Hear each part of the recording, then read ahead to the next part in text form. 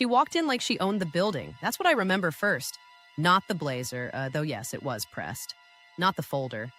Though yes, it was thick and full of things she'd printed off the internet at 11 o'clock the night before. What I remember is the way Renata Holloway Pierce walked into that conference room, like the meeting was already over and she'd already won. Like she was just there to collect. My stepfather, Gerald, was beside her. He had on a button-down shirt and the careful expression of a man who knows he's about to be exposed but hasn't accepted it yet. He shook the attorney's hand at the door and said, "Appreciate you making the time." Like he was being gracious. Like he had anything to be gracious about. Aunt Vera and I sat on the other side of the table. We'd arrived 20 minutes early. If you're watching this video, tell me where you're from or what time it is for you. Here's what Gerald and Renata didn't know when they sat down that morning.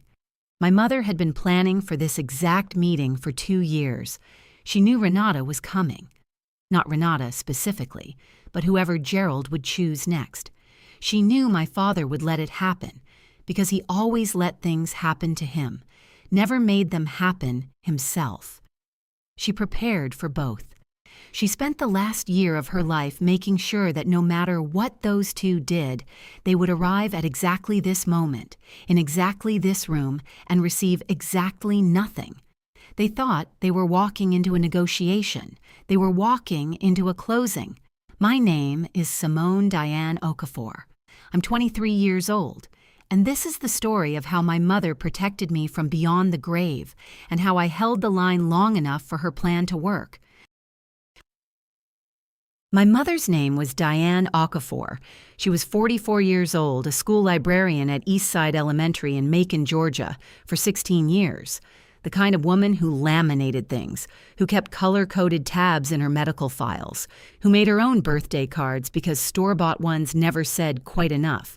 She was also the kind of woman who, when the doctor told her she had stage 3 lung cancer and 2 years, maybe, looked at the chart and said, "Okay, what do we do first?"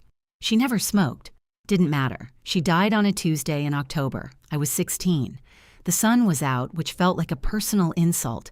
In her last coherent days, she pressed something into my hand, a sticky note, the small yellow kind. 2 lines in her handwriting. "Call Claudette Odom. Promise me." I didn't know who Claudette Odom was.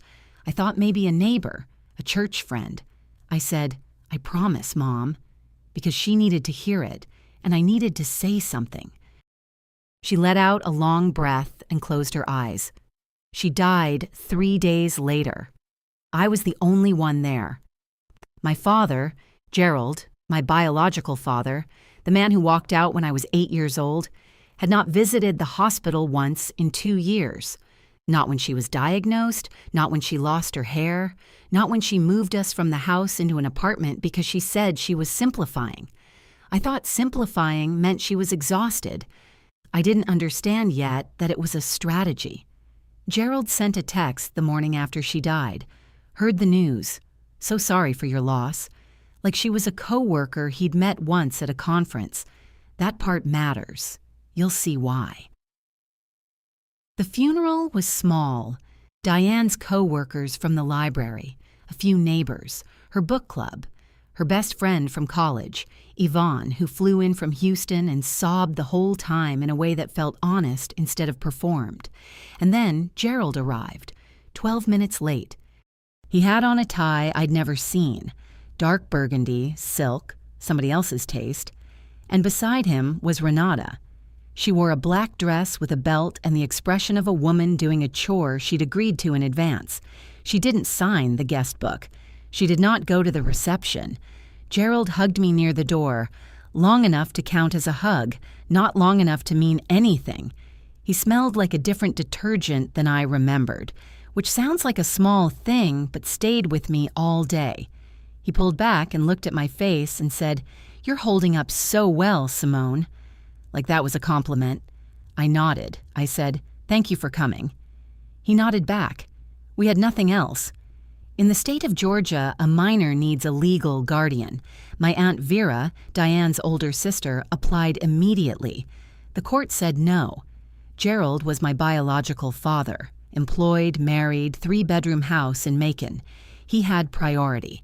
So I packed 2 suitcases and moved in with a man I barely knew. The house was already full. Gerald and Renata had the master bedroom. Renata's son, Devin, Nom 14, loud, the kind of loud that takes up more room than it should, had the second bedroom. Renata's daughter, Kayla, 15, quieter, more watchful, had the third. I got the converted laundry room at the end of the hall. They'd taken the washer and dryer out and put in a cot and a space heater that clicked every 4 minutes like a clock running behind. There was one window. It faced the back fence. My suitcases didn't fit. I stacked them against the wall and sat on the cot and listened to Devin's video game bleeding through the drywall. That first night, I heard Renata in the kitchen. She wasn't talking to Gerald exactly. She was talking at him, which was different. "How long until the estate gets sorted?" Gerald said something low. I couldn't make it out. Then Renata. Because I looked it up. If you're the legal guardian, you have fiduciary responsibility. That means access. I pulled my mother's blanket around my shoulders. I didn't cry.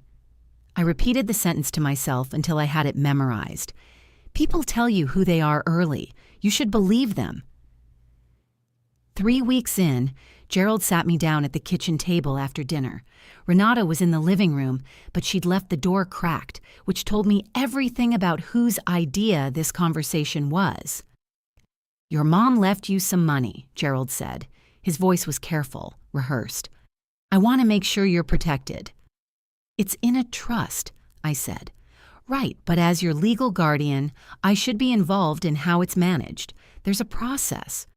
We file some paperwork. The trust has its own trustee," I said. He stopped. Something moved across his face, not anger, something quieter. Recalibration. "Who told you that?" "Mom did, before she died." He leaned back slowly.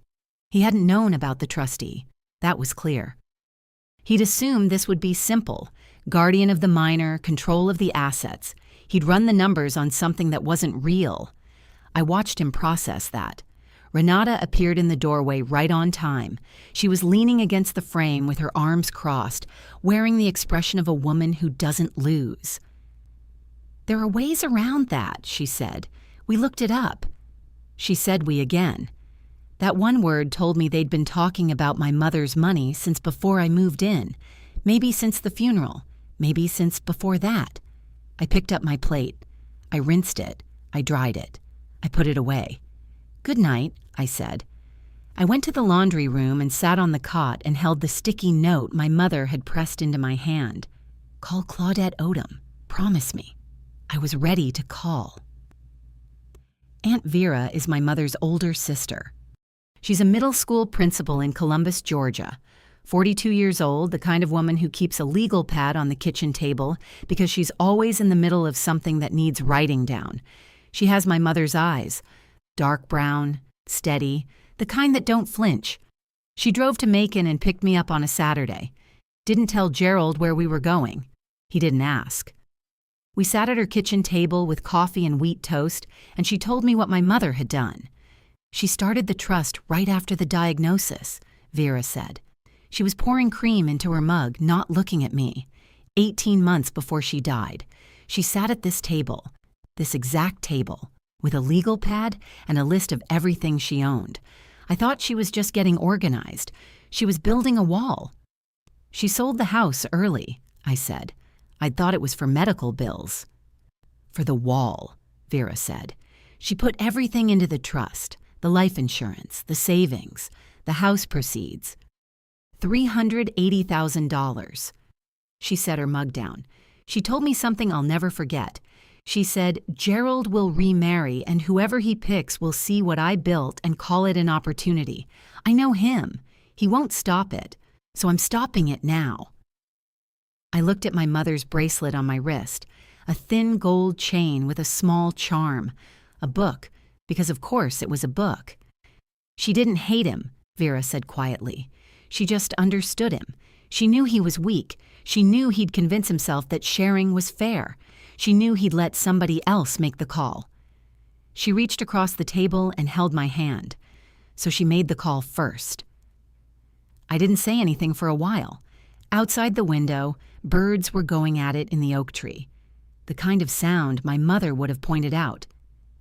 She wrote 3 letters, Vera said. 1 for you. Claudette has it. 1 for Gerald. Sealed, labeled, waiting. And 1 for Claudette herself with instructions. What to do if Gerald petitioned the court. What to do if someone tried to impersonate your guardian. What to do if things got ugly. She squeezed my hand once and let go. Your mother spent her last year planning for your future. Not hers. Yours. Claudette Odom's office was on the 2nd floor of a building above a print shop on a side street in Columbus. Small sign on the door. No receptionist visible when you walked in. Just a hallway, a rubber plant that had seen better days, and a woman in reading glasses on a beaded chain who was already standing in the doorway of her office waiting for us. She was 60, silver-laced locks pulled back, wearing a blazer the color of charcoal. She looked at me the way someone looks at a person they've been expecting for a long time. "Sit down, Simone," she said. "Your mother told me a great deal about you." She opened a folder on her desk. Thick, color-coded tabs. My mother's influence, clearly. She told me the trust terms, the amount, the structure. She told me what irrevocable meant before I could ask. It cannot be changed. Not by Gerald, not by Renata, not by a guardianship petition, because the trust already had a designated trustee, Claudette, and Gerald had no legal standing. None. 0. "He can file," Claudette said. "He can hire an attorney. He can make noise. None of it touches the trust." I exhaled. I hadn't realized until that moment how tightly I'd been holding everything in my chest. "There's one more thing," Claudette said. She reached into her desk drawer and placed a sealed envelope on the desk between us. Cream-colored, heavy paper. My mother's handwriting on the front. For Gerald. When the time comes. "She gave me specific instructions," Claudette said. "She asked that you be the one to decide when the moment is right. Not me. You." I picked up the envelope. It was warm, which didn't make sense, but felt true. "Your mother didn't hope for the best," Claudette said. "She planned for the worst, and she was right." I came home from Aunt Vera's that evening and found a small pile of things outside my door in the hallway.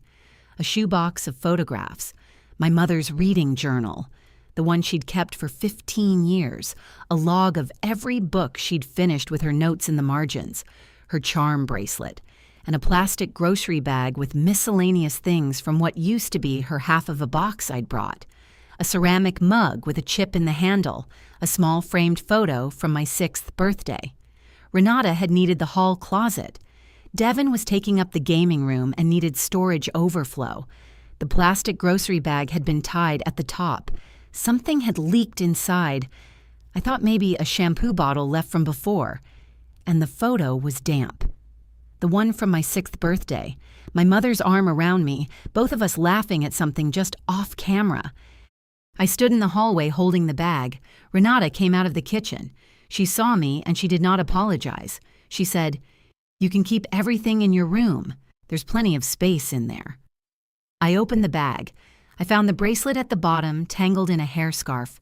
I unhooked it and put it on my wrist next to the one Claudette had given me from the trust folder. A small key on a chain that came with the paperwork. My wrists felt heavier, in a good way. I looked at Renata. "You can have my chair at the table," I said. My voice was steady. "I want to be clear about that. Completely steady. You can have whatever room you need, but don't put my mother's things in a grocery bag again." Renata looked at me for the first time like she was actually seeing me. Something moved in her face. Surprise, maybe, or the recognition that she'd found a line she shouldn't have crossed. She went back to the kitchen. I took the shoebox and the journal and the photo into my room. I spread the photos on the cot. 8 were water-stained, edges curled, colors bleeding. The rest I sealed in a gallon Ziploc bag and put inside my suitcase. I wore both bracelets from that night forward, slept in them, showered in them. I wasn't taking them off until I was somewhere safe. Renata worked the phone tree that week. She called Gerald's mother, Miss Eunice, 71, the kind of woman whose opinion meant something in the family. She called Gerald's sister, Cheryl, his cousin, Darnell, who repeated everything to everybody else, the version Renata gave them. Simone was sitting on a fortune. Simone refused to help her own family. Simone was ungrateful. Simone was acting like she was better than everyone, just like her mother always acted. That last part was meant as an insult. It was the best thing anyone said about me that whole month. Miss Eunice called first. "Baby, your daddy is feeding you and putting a roof over your head. The least you can do is help out." "Hi, Miss Eunice. The money is in a trust. I legally can't access it." "Well, you can talk to whoever's in charge of it. Tell them to release it." "That's not how it works." "Your mother raised you better than this." She paused. "She'd be ashamed." I held the phone away from my ear and let those words float. Then I said, "I love you, Miss Eunice. I have to go." And I hung up. Aunt Cheryl texted, "Don't be the kind of girl who lets her family drown, Simone. That's not who we are." I didn't respond. Darnell didn't call. He didn't text. I thought that was strange at the time. Everyone else had weighed in. Pressure, advice, judgment, guilt. Darnell stayed silent. I didn't know yet that silence could be its own kind of message, and that one quiet person in Gerald's family was paying more attention than I realized. The call came on a Wednesday night. I was at the back table of the public library. Mrs. Tatum, the head librarian, had known my mother and left the back room unlocked for me after hours without ever saying so directly. I sat there most evenings doing homework. Nobody asked me for anything back there. Nobody invoked my dead mother's name to justify taking what she left me. The number was a Columbus area code I didn't recognize. "This is Marcus," the voice said. "Marcus Holloway, Gerald's nephew. We met once at a cookout maybe 5 years ago. You probably don't remember." I didn't. "Look, I'm going to be straight with you because somebody needs to be." He paused. "Your dad called me last week. He knows I work in finance. He asked me to look at the trust structure, see if there was a way in, a loophole or a legal angle." I set my pen down. "I said no," Marcus said. "I told him I wasn't doing that, but I wanted you to know he asked, because you need to know what you're dealing with." "Why are you telling me?" He was quiet for a second. "Because I've got a daughter," he said, "and if my wife had set something up for her before she died, I would want somebody to make the call." I looked at the table. The grain in the wood. The ring from somebody's coffee mug left years ago. "Don't sign anything," Marcus said. "Whatever they put in front of you, not one page, and use the attorney your mom set up. Don't try to handle this without her." "I won't." "All right." He seemed like he wanted to say more. He didn't. "All right," he said again. And then he hung up. I sat there for a while after. One person in Gerald's entire family had said no to him and then picked up the phone to tell me. I wrote his name and number in the margin of my notebook. I didn't know yet how much that call would matter, but I kept the number. My mother survived 22 months of chemotherapy without complaining once. I keep thinking about that when I think about Devin. He'd already taken my phone charger. He'd gone through the shelf in the hallway where I kept my library books and knocked them over without picking them up. He'd changed the Wi-Fi password twice, and both times I had to ask Kayla for it because asking Renata directly felt like a trap. I let most of it go, but the notebook was different. I came home from the library on a Thursday to find my composition notebook on the kitchen counter, open, damp. A full glass of something, looked like sweet tea, had been tipped over directly onto it. The pages I'd written unsent letters to my mother on, things I couldn't say out loud, things I wrote in the dark on the cot at 11 p.m. when the space heater clicked and the house was quiet and I needed somewhere to put the grief. Devin was at the table eating chips from the bag. He looked at the notebook, then at me. "Oops," he said. He did not look up. I picked it up, peeled the pages apart. Some of the ink had bled. Some of the words were just gone. I didn't yell. I went to my room. I photographed every page with my phone and backed them up to a cloud folder. Then I sealed the notebook in a gallon bag and put it in my suitcase with everything else I needed to protect. That evening, I heard Devin in the living room telling his friends from school about the charity case in the laundry room whose mom is dead. I was in the kitchen. I heard everything. I kept moving. Later, Kayla knocked on my door. She stood in the hallway with her arms wrapped around herself, not quite looking at me. "He's always been like that," she whispered. "Since he was little. It's not about you." "I know," I said. She nodded. She left. My mother went through chemo without complaining. I could get through a 14-year-old with a glass of sweet tea. But that night, I texted Aunt Vera. 7 months. You said 7 months. She replied in under a minute.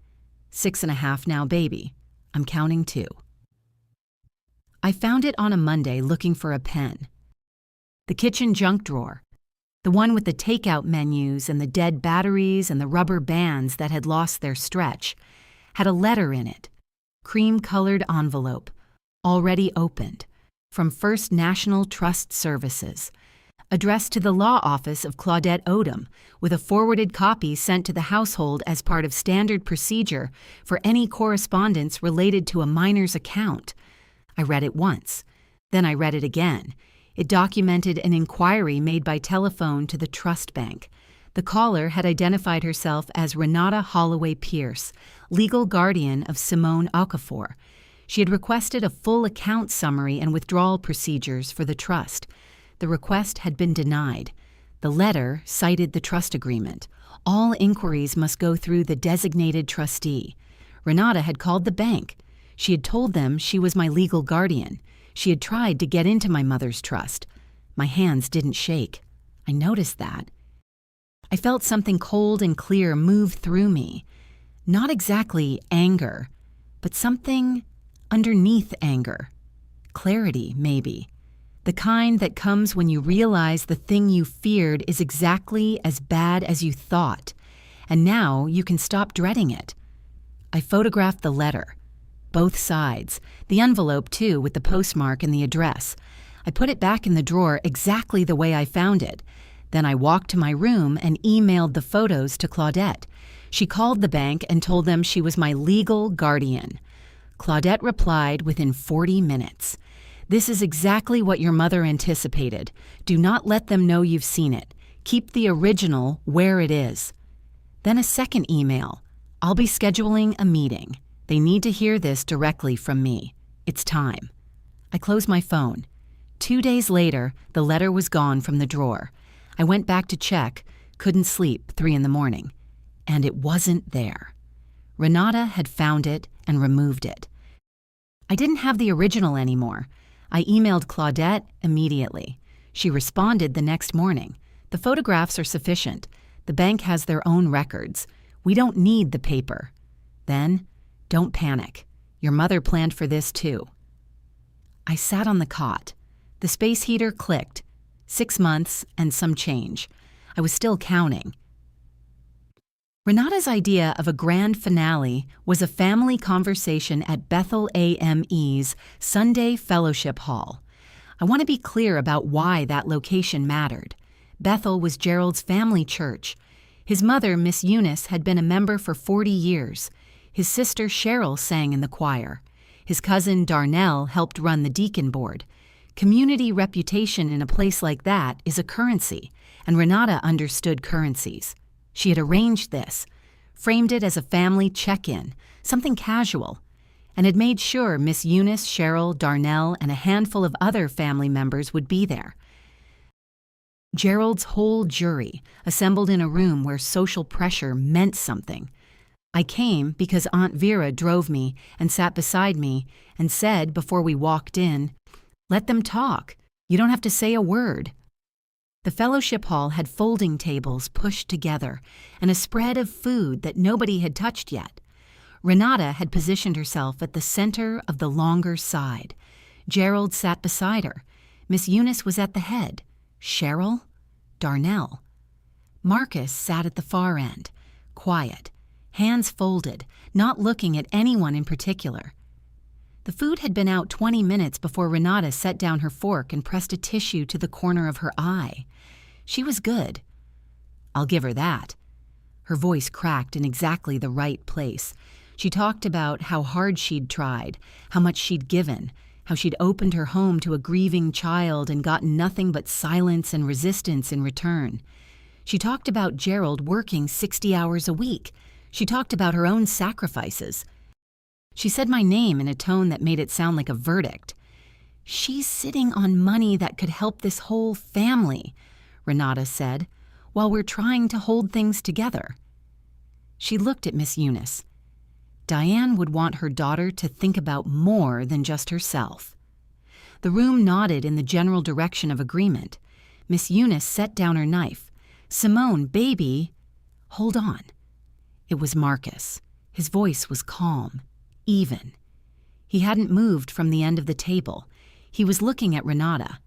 Has anyone actually read the trust documents? The room went quiet. Because I have, Marcus said. And I think before we start telling Simone what to do with her mother's estate, somebody should explain the legal reality, which is that she can't give that money away. It's not hers to give. It's in an irrevocable trust. He looked around the table. And there are some things that happened that I think this family needs to know about before it decides who the problem is. Renata's tissue stopped moving. Gerald looked at Marcus, the way you look at someone who just pulled the fire alarm at a dinner party. Miss Eunice put her fork down very slowly. Nobody said anything for a full 10 seconds. Then Cheryl cleared her throat and asked who wanted sweet tea, and the subject changed. But the air had changed first. The crack Renata hadn't planned for had opened right down the center of her performance, and everyone in that room felt it, even if nobody said so. He found me outside afterward, leaning against Aunt Vera's car. Vera had gone back in to use the restroom. I was alone in the parking lot. The late afternoon light was doing that thing it does in Georgia in the fall, gold and long and kind of merciless. Marcus walked over with his hands in his jacket pockets. He stopped a few feet away and looked at the ground for a second. I know that wasn't easy, he said. I've had worse weeks. He almost smiled. I shouldn't have waited so long. I should have said something to the family earlier. You said it when it mattered. He nodded. Then he said, Your dad called me the week after you moved in, asked me to look at the trust structure, find a loophole. He wasn't looking at me now. He was looking at the church.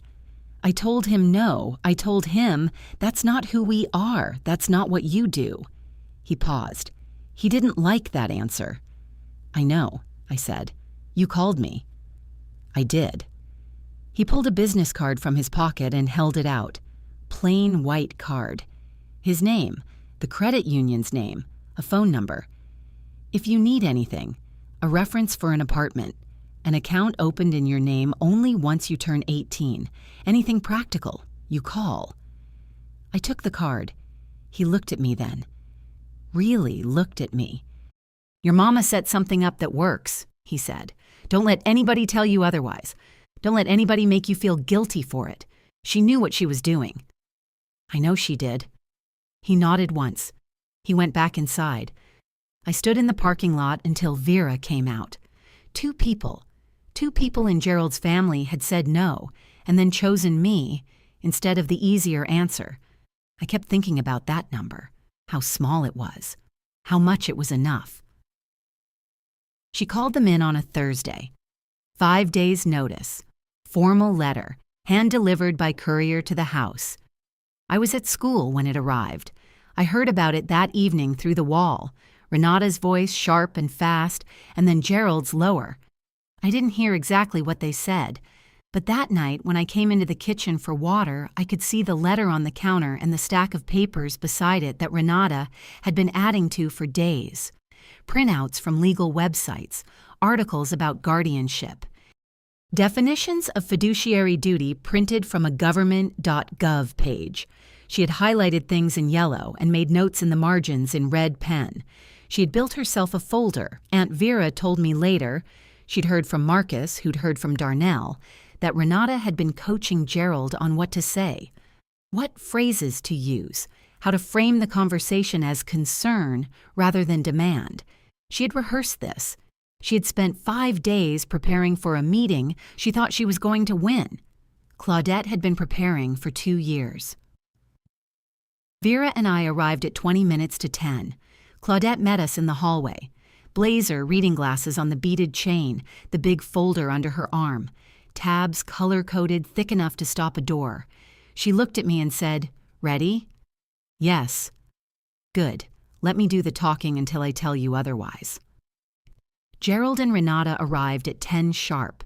Renata had dressed for the occasion.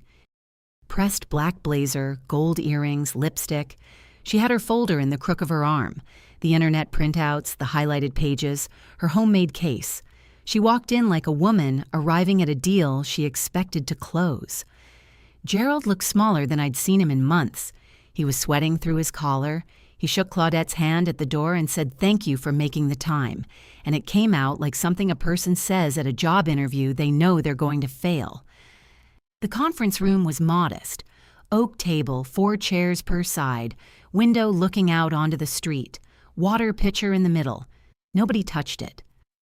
Claudette sat at the head, her folder in front of her like something that hadn't been opened yet.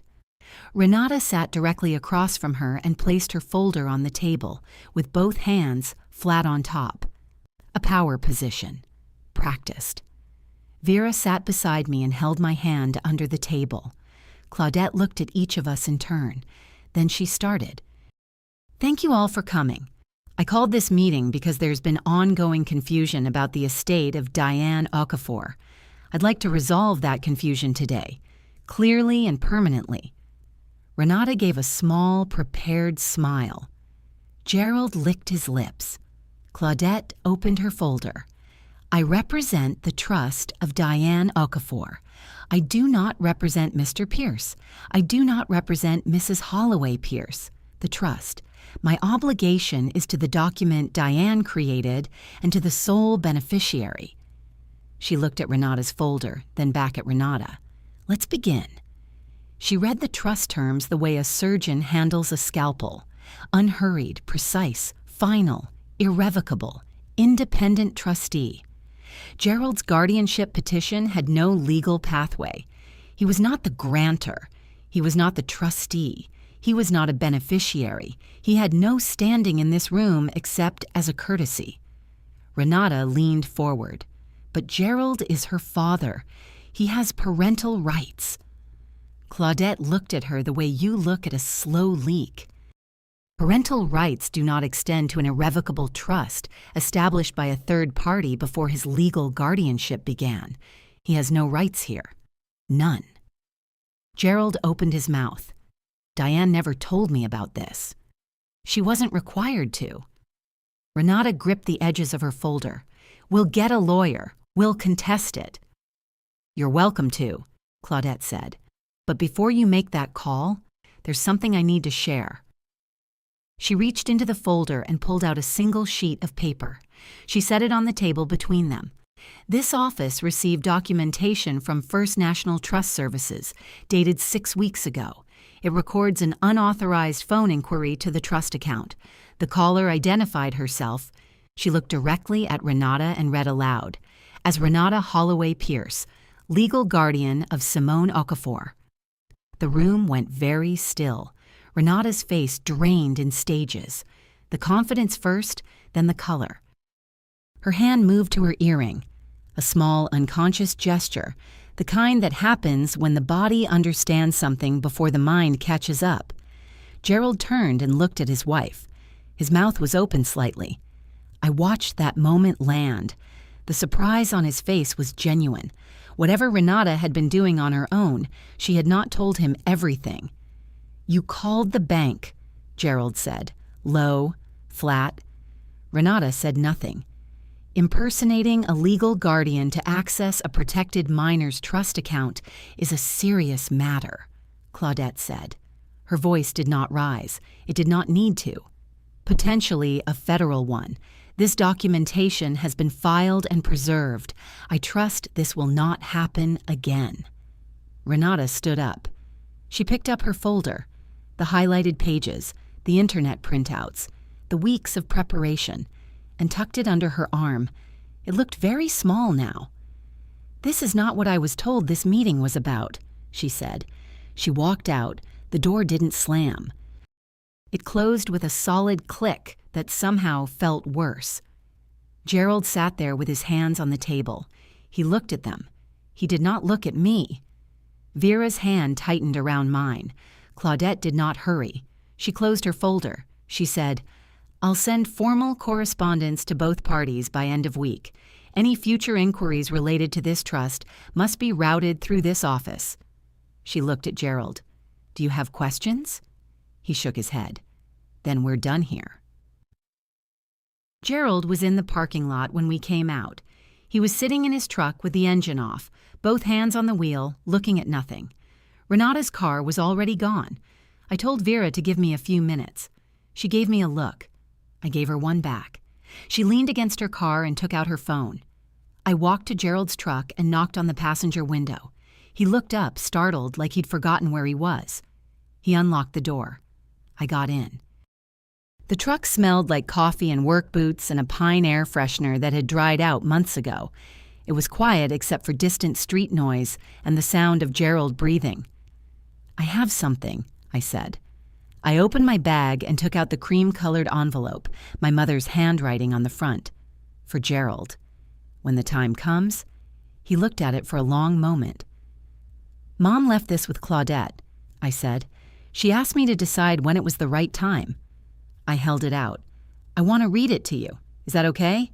He nodded. He couldn't seem to manage words. I opened the envelope. I unfolded the letter. 3 pages, her handwriting.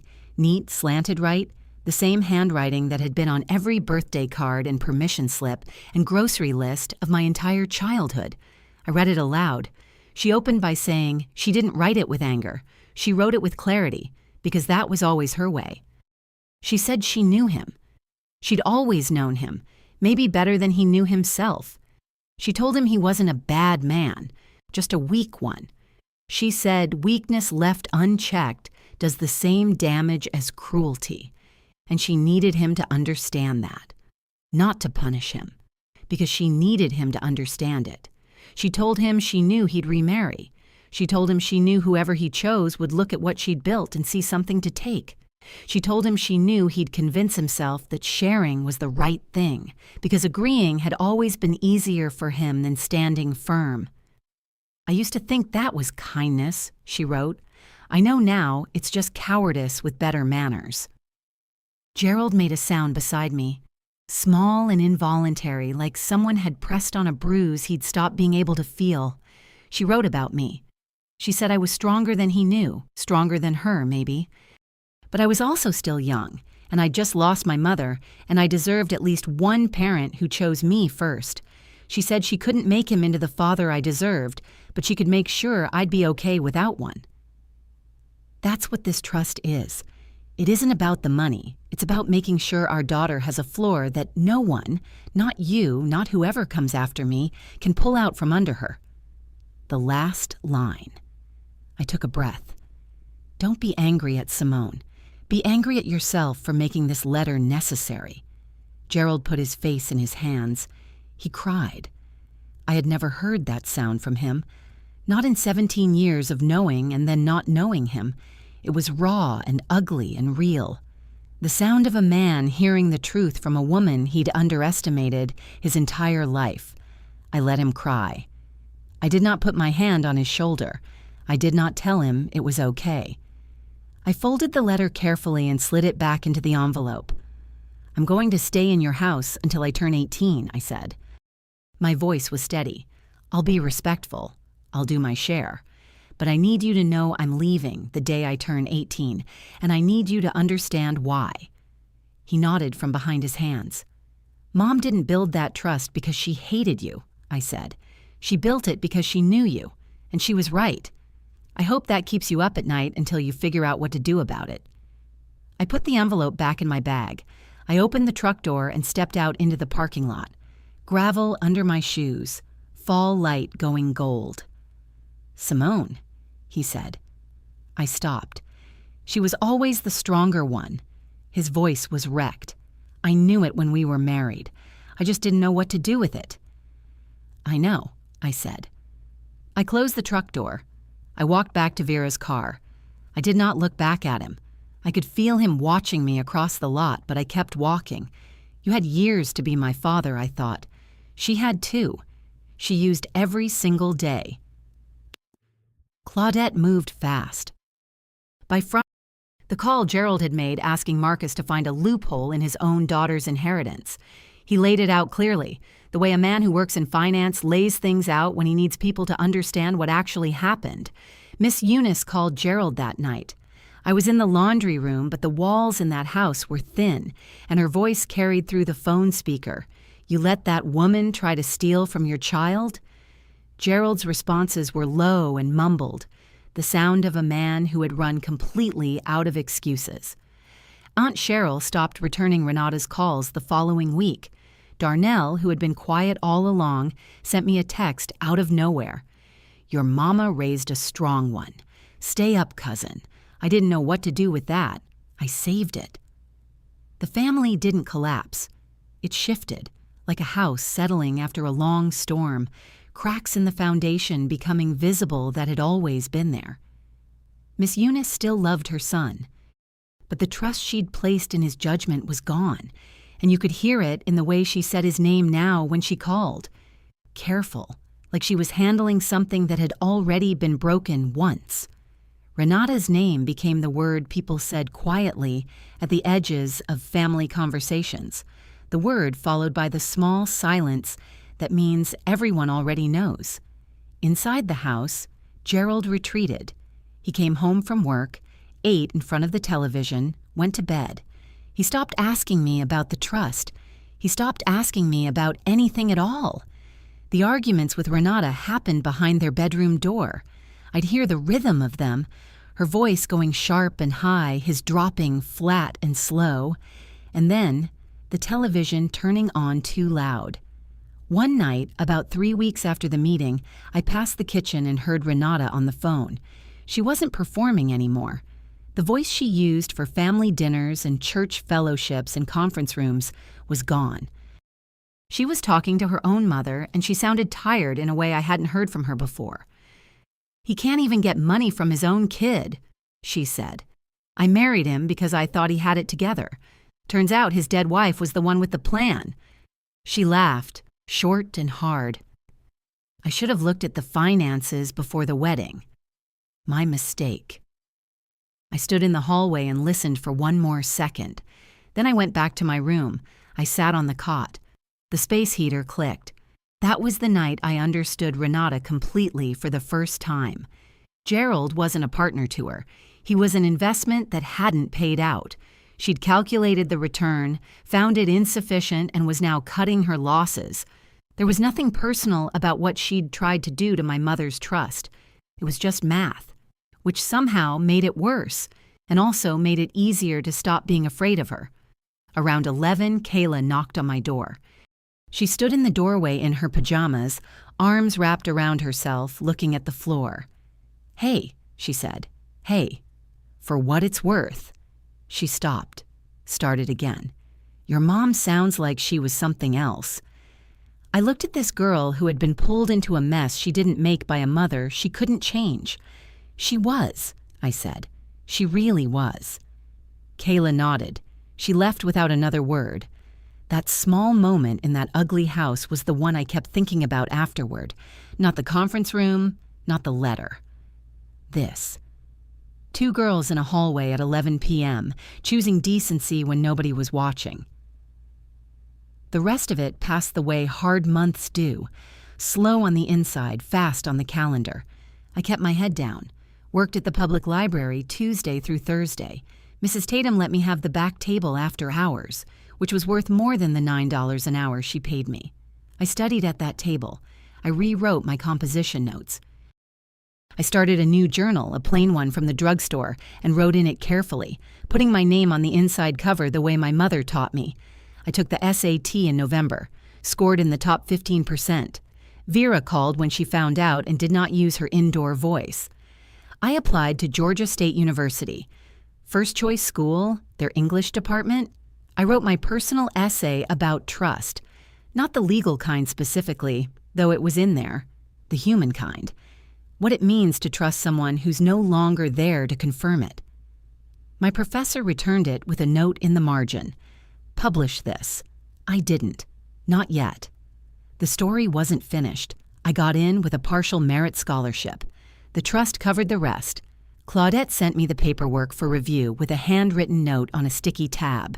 Your mother recalculated the education distribution 3 times.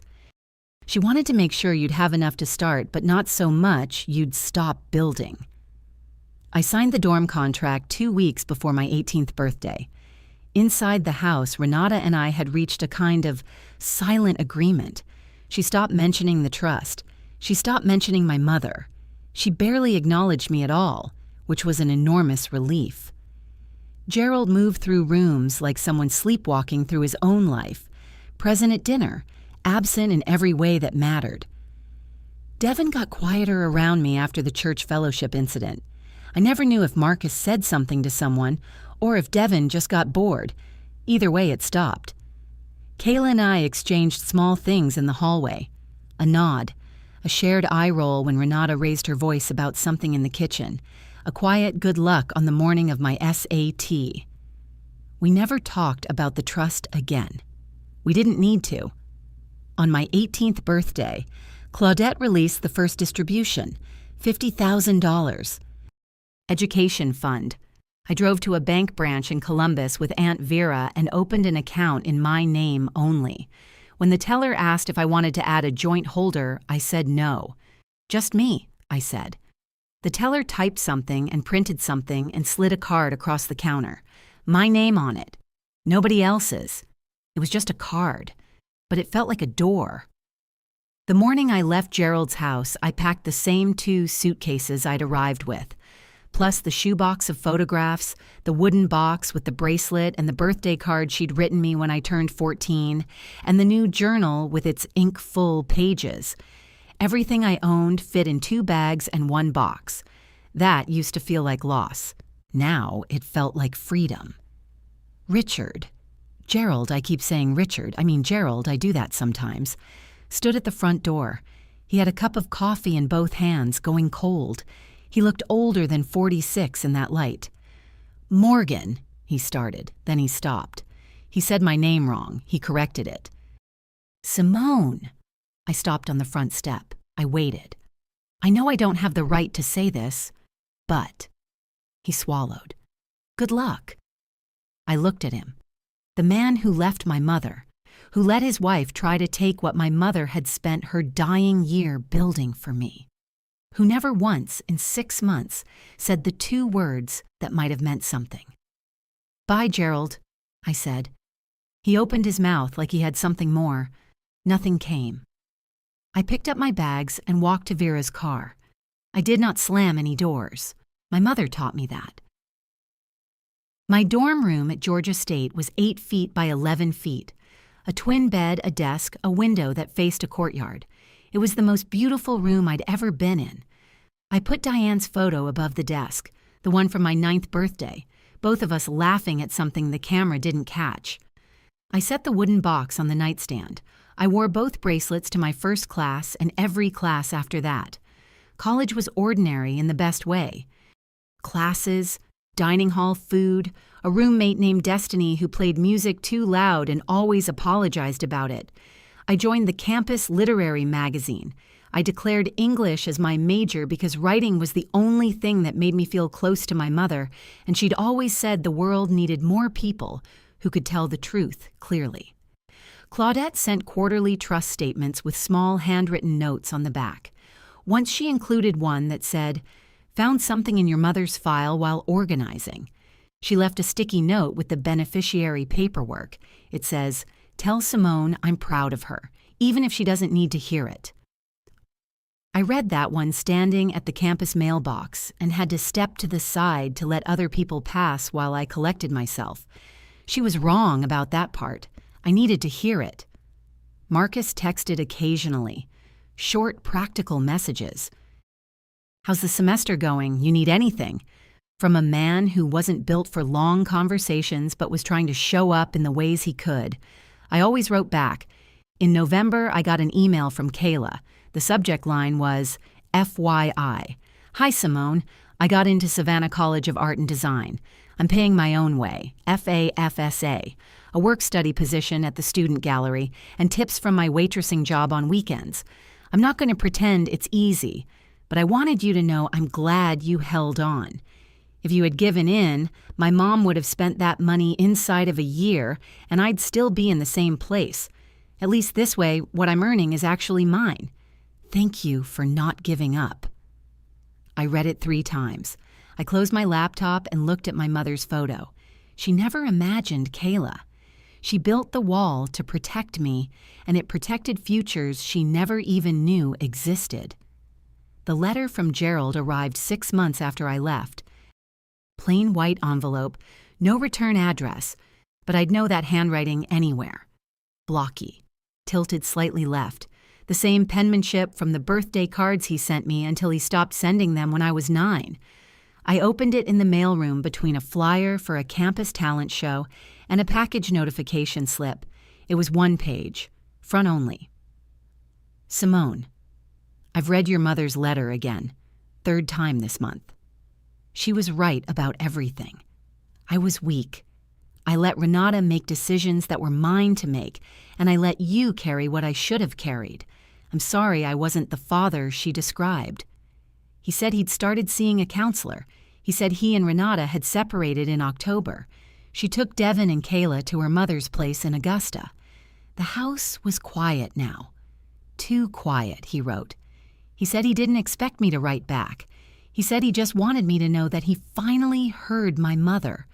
Too late, probably. But I heard her. He signed it. Dad. I stood in the mailroom for a long time. The fluorescent light buzzed. A girl from the 4th floor came in, grabbed something off the shelf, and left without noticing me. Life has a way of moving around grief like water around a rock. I didn't write back. Not because I was angry.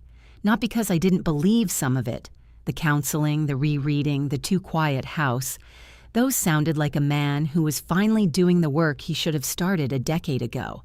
But forgiveness isn't something you hand over because someone finally asks for it correctly. It's something you grow into slowly, on your own timeline, in your own way. I wasn't ready. Maybe I would be someday.